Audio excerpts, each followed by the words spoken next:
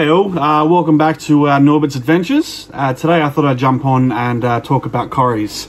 A lot of people have these guys as bottom dwellers. They come in all sorts of different shapes, sizes, colours and all sorts of different things. You know, you get a lot of the bronze and the albinos and such for the local fish stores. I think I'm running about 10 different types now. Over the time, the last 6 months, I've picked up quite a few varieties of Corys. But the one in particular I'm going to talk about today is the stir-buyers. So the stir-buyer Corys in my tanks have decided they were going to lay eggs today. They've been laying pretty consistently over the last sort of 2 months. I think I added 2 or 3 new ones to the colony. I think there's about 8 in there now. So they've basically been pumping out eggs, laying on the glass every few weeks. You know, a couple of times a week. But yeah, I'm not too sure which ones are doing it because they usually do it at night or they do it when I'm not here looking at the tank. So basically I'm going to go through how I look after them and basically how I make sure they hatch. So as you can see here, it's got some eggs there, and if you look across here, it's got some eggs on the breeder box, some eggs on the glass, and obviously I always have a few on the skewer there. They like the skewers, so they like planting them on there as well, but I usually get a couple in the breeder boxes that just sit in there, and obviously the glass. They seem to like this side at the moment, next to the filter. Not too sure why, but they seem to be planting them a lot. So basically when they lay eggs, they look like this, and they don't really move. They do have a tendency of eating the eggs every now and then when they want to, but yeah. So I'll grab them out of the tank now and I'll show you how I look after them. So basically when I look after my stir-buyer or the eggs, I basically get a container, usually used for like takeaway, Tupperware sort of stuff. But basically I fill it up halfway, quarter way, depending on, you know, how big the container is. And obviously I go into the tank, making sure my hands are obviously clean, not in any other tank, and basically scoop them up onto my finger as so, and basically plop them into the container itself. So it can take a little while to get used to. When I first started doing it was a bit tedious because they're really small, and sometimes they like stick into the glass a bit too much. You got to be very delicate when it comes to this. There's a lot of people out there that use credit cards or cards like that. I know some people like using razor blades. I learned pretty quickly not to use it because it can cause damage to the eggs. But when I started using this method after talking to a breeder in Sydney, he basically said the best way to do it is using your fingers. You know, and you just basically one by one pull them out from the tank into the container.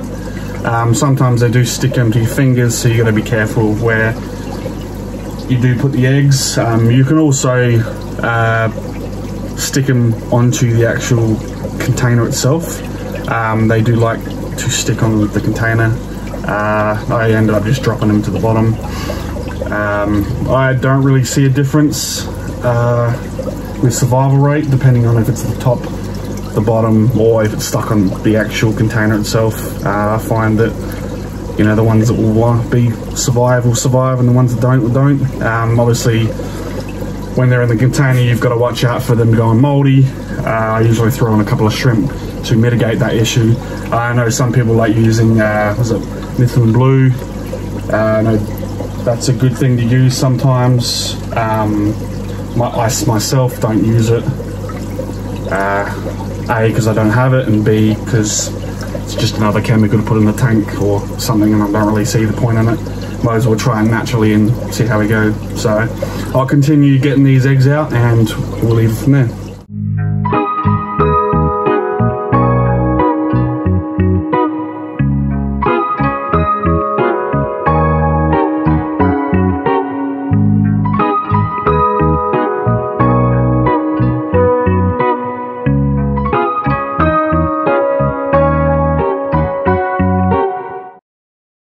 So as you can see here, I've got a good about 30 eggs in there. It's round about the normal size for a batch of stir-buyer eggs for me. Can get more, can get less. It depends on when I get to them, I guess. Obviously you can see some in there that are brown, some are clear. The brown ones usually mean that they're a bit older than the white ones, or the clear ones should I say. So they're probably laid either last night or, you know, another lot this morning, and that's usually how I tell the difference, which would mean that some of these will probably hatch early and some of them will hatch a bit later, so I'll have to watch that when I get them into the box. So basically all I do here, when it's gotten to the stage where I'm ready to put it aside, I make sure it's all steady, nothing's wrong with the water. I get a couple of my coal shrimp from my red reely tank, also next to my red reely tank, and I put them inside the container as well. Usually helps with keeping sort of the mold or anything else under control. These guys have done pretty well with surviving, and once they're hatched in that, I usually put them into the breeder box itself after that. So basically once I've put 2 shrimp in there, I've got a light here on top of the top tier of my rack.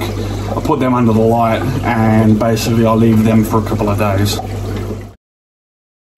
So after you put them there, I basically leave them there for about 3 days. I've worked it out to, couldn't be shorter, could be less, depending on when obviously those newer eggs or the older eggs were laid. But 3 days is normally it. So say today's Friday, by Monday I should have some stir-by fry swimming around in that container. So basically once the eggs have matured to a point of the hatching, you'll have free swimmers inside the container. From there I move them into a breeder box. As you saw in before, I had breeder boxes in the stir-by tank. I was using them before for the fry and for the grow-outs. But since then I've went and bought one of those fluval double massive hatcheries that sits on the outside of a tank. I've been using that for the last couple of batches of stir-bys and the Venezuelan, I'm pretty sure. So I'll show you that, and basically yeah, that's how I've gone about making sure I hatch them and see the success rate basically double since I've done it this way. I tried every method I could with, you know, putting them into a container with the air stone and leaving them in the tank, and they end up getting eaten or they just went moldy. This is for some reason the only methods that actually worked for me. I've heard of many other people having the other way, you know, not working this way, working other ways, but for me this is the proven way of basically breeding my Corys. So these are about 5 days old now, since they've hatched. Obviously you can see I've got some coal shrimp in there, and they made a good old mess of the tank. But yeah, there's a whole bunch of them in there. I've obviously got an almond leaf in there as well to help them with the both antibacterial benefits, and they nibble on it as well, so the shrimp. But yeah, these are about 5 days old, and yeah, they'll just chill around the bottom of the tank underneath the leaf until they're ready to start swimming around. And obviously I'll start feeding them some bigger food. They usually like, you know, the baby brine and, you know, smaller sort of stuff, but I've been feeding these guys the shrimp, so they've been getting shrimp food at the moment, which seems to be doing alright. New method of doing it, but yeah, that's how these guys will turn out. Obviously when the eggs hatch, these, you know, we'll turn them to these guys, and they usually hatch with the egg sac on them as well, and then they go to free swimmers. They're pretty much similar to bristlenose fry when they hatch, I reckon anyway. So yeah, once they get to the stage where they're obviously free swimming in that the grow out tank, the next sort of question is, what do I feed them to basically get them to grow up and get them to a point where they're healthy and strong?